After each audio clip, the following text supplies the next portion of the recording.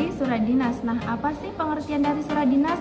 Jadi, surat dinas atau surat resmi adalah surat yang dibuat oleh suatu instansi atau lembaga yang bertujuan untuk keperluan dinas. Isi dari surat dinas ditunjukkan untuk keperluan kedinasan, baik itu pemerintah maupun pribadi.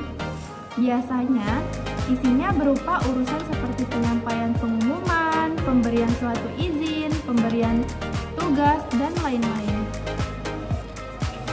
Nah, selanjutnya surat dinas ditulis untuk keperluan komunikasi antara kantor yang satu dengan yang lainnya. Surat dinas dibuat oleh seseorang yang berkedudukan sebagai pejabat instansi di pemerintahan. Sebuah surat dinas juga dapat disebut surat resmi karena dikeluarkan oleh instansi resmi pemerintah atau bukan swasta. Namun, surat resmi belum tentu disebut sebagai surat dinas. Nah, kemudian surat dinas memiliki ciri-ciri. Nah, adapun ciri-ciri dari surat dinas yang pertama yaitu menggunakan kod surat dan instansi atau lembaga yang bersangkutan. Yang kedua, menggunakan nomor surat, lampiran, dan perihal. Yang ketiga, menggunakan salam pembuka dan penutup yang baku. Yang keempat, menggunakan bahasa baku atau ragam resmi. Yang kelima, menggunakan cap atau stempel instansi atau kantor pembuat surat. Dan yang terakhir yaitu format surat tertentu. Nah, materi selanjutnya akan dibahas oleh teman saya. Baiklah, selanjutnya ialah C. Fungsi surat dinas. Secara umum, fungsi surat dinas disamakan dengan rumusan pengertiannya, yaitu sebagai alat komunikasi tertulis untuk menyampaikan pesan atau informasi. Akan tetapi, secara khusus, fungsi surat bisa disebut sebagai berikut. 1. Surat dinas sebagai duta atau wakil penulis untuk berhadapan dengan lawan bicaranya. Oleh karena itu, isi surat merupakan gambaran mentalitas pengirimnya. Kedua, surat dinas sebagai alat pengingat karena surat dapat diarsipkan dan dapat dikembalikan lagi jika diperlukan. Yang ketiga, surat dinas sebagai pedoman kerja seperti surat keputusan atau surat instruksi. Yang keempat, surat dinas sebagai bukti tertulis hitam di atas putih, terutama surat-surat perjanjian. Yang kelima, surat dinas sebagai alat bukti tentang yang dikomunikasikan. Yang selanjutnya sebagai buku sejarah seperti pada surat-surat tentang perubahan perkembangan suatu instansi. Yang selanjutnya ialah D. Syarat penulisan surat dinas. Surat dinas yang baik harus memenuhi syarat-syarat tertentu berdasarkan pendapat SEBI tahun 1989 dan Sudarsa tahun 1992. Dapat diajukan bahwa untuk menulis surat yang baik, penulis surat harus memperhatikan hal-hal sebagai berikut. Pertama ialah format surat dinas harus dibuat sesuai standar surat resmi dengan format yang teratur. Yang kedua, isi yang dimuat dalam surat dinas harus dibuat dengan ringkas, padat, dan jelas. 3. Bahasa yang digunakan dalam surat ialah bahasa yang baku, sopan, dan mudah dimengerti. Keempat, surat dinas harus memberikan citra yang sesuai dengan lembaga atau instansi yang mengeluarkannya.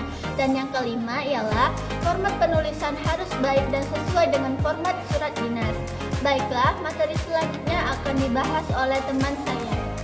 Adapun ciri-ciri dari surat dinas yaitu yang pertama, surat permohonan. Surat permohonan ini berisikan permohonan atau permintaan sesuatu kepada pihak lain.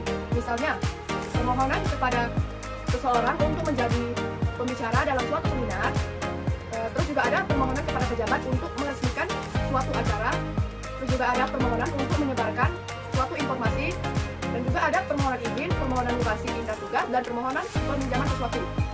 Surat permohonan lazimnya dikirimkan kepada instansi yang secara umum, organisasi, struktural, lebih tinggi. Sementara untuk instansi atau pejabat yang lebih rendah, lebih tepatnya lebih sebagai surat permintaan atau penugasan. Dalam surat permohonan harus disebutkan pokok-pokoknya sebagai berikut. Yang pertama itu ada identitas pelamar, yang kedua isi permintaan, yang ketiga tujuan dan alasan memohon, yang keempat ada batas waktu maksimalnya untuk menjawab permohonan, yang kelima ada pernyataan kesungguhan dalam permohonan, yang kedua itu ada surat pemberitahuan. Surat pemberitahuan ini berisikan pengumuman atau sosialisasi informasi baru yang perlu kita ketahui lagi oleh pihak lain yang terkait. Surat ini juga bersifat hanya mengabarkan suatu berita sehingga perlu ditanggapi dalam bentuk surat. Secara umum, sistematika surat pemberitahuan ini ialah sebagai berikut. Yang pertama itu ada bagian pembuka berisikan masalah pokok surat. Yang kedua kedua ada bagian isi, berisi rincian deskripsi, keterangan, atau penjelasan dari masalah pokok yang diberitahukan. Yang ketiga itu ada bagian penutup, berisikan harapan agar pihak yang dituju memaklumi hal yang mau disampaikan. Yang F itu ada sistematika dan struktur surat dinas. Yang pertama itu ada kepala surat atau pokok surat yang disebutkan kepada kepala surat karena letaknya berada di bagian paling atas dari sistematika surat dinas. Kepala surat berfungsi sebagai alamat atau identitas pengirim surat karena dalam kepala surat memuat nama agen atau organisasi. Yang kedua itu ada tanggal surat. Tanggal surat ini diketik di sebelah kanan atas.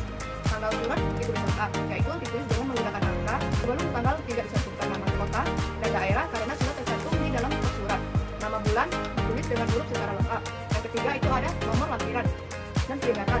Yang A itu ada nomor surat. Surat resmi selalu diberikan nomor urut surat yang dikirimkan atau surat keluar, kode surat dan tahun. Nomor surat ini berguna untuk kita memudahkan mengatur penyimpanan, memudahkan kita mencari kembali, mengetahui banyak surat yang keluar.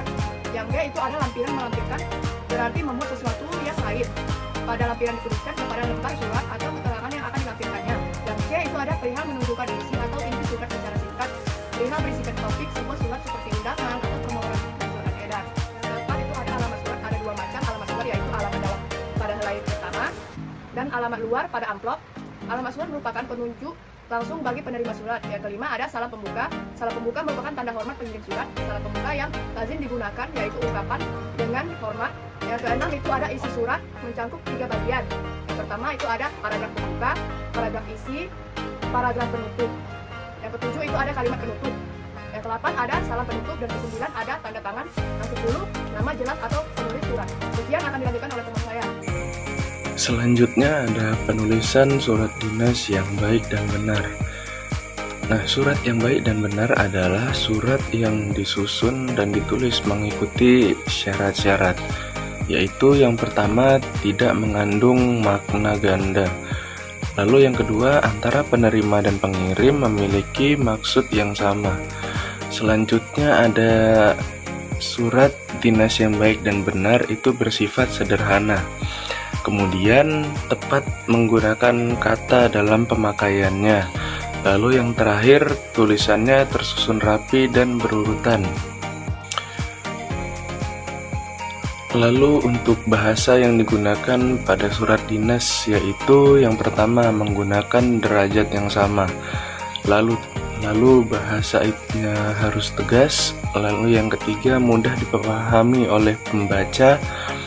Yang keempat, menggunakan bahasa yang sopan. Lalu yang terakhir ada jelas antara penulisan dan makna tujuannya.